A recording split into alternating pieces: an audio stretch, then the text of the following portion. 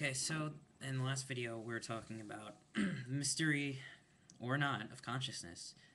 Dennett says, representing the reductionist side, consciousness is explained. On the other side, consciousness is unexplained, and it can't be reduced to just neurological processes.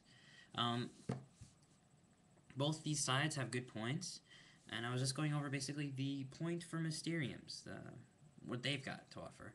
And they basically say, look, if you take a completely empirical viewpoint, you're basically denying any kind of inner meaning. Everything is observable from the outside, and all we need to know is the outsides of everything. And by that I mean we have an outer empirical science, a science of observing things as they are and as they appear to us, and breaking them apart, dissecting them from the outside in. And inner science, at least according to some theorists, is more of inside out. And I think a good balance of both is what's necessary. But I tend to think that at least reductionists, who empirical scientists, who see science as only an outside in theory, like dissecting something, is the only way to go. Is the only way to understand. There is no real value in any kind of inner science. There is no such thing as an inner science, they would say. And I think this is an assumption or a bias, basically, because, and this is the Mysteriums argument to some degree. If you see, according to the reductionist, or the I guess you could say, extreme empiricist, there is no need for consciousness to even exist. Or why is there an inner experience to everything? Because everything appears to be just, an unconscious outer, matter, energy, the universe. It just seems all this unconscious matter and stuff and interactions. And by a freak, are we just a freak accident then? By evolutionary byproduct? Even if we were a freak accident, how do they explain the inner experience of I-ness, of beingness? They can't. Not that they necessarily won't be able to, but I don't think they'll be able to do it through a complete outside perspective, as they're purporting to do, consciousness explained. I think both sides have good points. I think you're going to need to study the outsides in order to understand the insides, but the insides do exist. We're thinking right now, we're experiencing right now, and I'm sure there are neurons firing right now that are helping generate that, but the experience itself of I-ness, it seems to be something more than just a bunch of outsides, a bunch of dead matter, unconscious matter. How a living thing, basically, according to the reductionist view, there is no need for any kind of inner experience. Why it is a mystery, according to the Mysteriums. Basically, we should just be automatons who are devoid of consciousness. Think about, the universe should just be unconscious, even us, because everything's ultimately explainable physically. And since physically you go into all these particles, they're not conscious, there's no need for consciousness. It's just an unconscious universe blindly moving and interacting, and yet we're conscious beings. So there's a very strange paradox here. And Descartes even mentions, for all he knows, other people are just blind automatons, machines acting as humans. Well, this is the byproduct of radical extreme empiricism, reductionism, that says there's no need to explain the inner aspect. You only need to study the particles and the neurons and how they interact, and they are consciousness. But it still doesn't explain why we even have a sense of I-ness, why this inner dimension. It explores the outer dimensions, which is necessary, but there's no inner. And there's no need for an inner, according to more radical empirical science. But I think this is their mistake. The Mysterium's mistake is thinking that we're at the point where we can say, for sure, what they're trying to say is like, oh, it's a mystery. Some people think it'll never be explained. I don't think that's true either. I think we'll really be able to understand consciousness eventually, but we're going to have to balance it out. And what is inner science?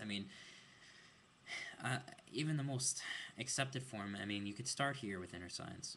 A lot of people, such as B. Alan Wallace, are saying that inner science is a more sophisticated form of meditation and introspection, which relies on empirical research to correlate with experiential findings. And if you think about it, psychology is that in a very basic form. We have feelings, we have emotions, and we have correlative explanations on the outside. We have the neurochemistry to explain peptides and emotions and certain chemicals generate certain emotions, and chemical imbalances are equal depression. But there are many inner meanings for depression, which is why medication, although it's helpful, only helps you on the outside. Sometimes you need some kind of inner understanding, something you need to grasp. If you're going through a midlife crisis, yes, you may have some kind of chemical imbalance, but that outer chemical imbalance will not ultimately help you get over the depression. It will just sort of alleviate you, like a machine, like a mechanic, just injects. Okay, now you're happy. So we're going to need some kind of inner explanation, some kind of inner science to help you become happy again, which will in turn affect your outer side. So, like, let's say you get over your midlife crisis, you go through counseling, and now you're happy again. Well, sure, you can explain it from the outside and say, well, here he had a chemical imbalance. He didn't have enough of this chemical in his brain, and now he does. But that's just the outer explanation. You have to go in and see, like, well, why do you have that? It's not just because this process led to that process, and this chemical exploded around here at this time, and now he's more balanced. He's more like a normal being that has genuine happiness because of this chemical balance now is enacted.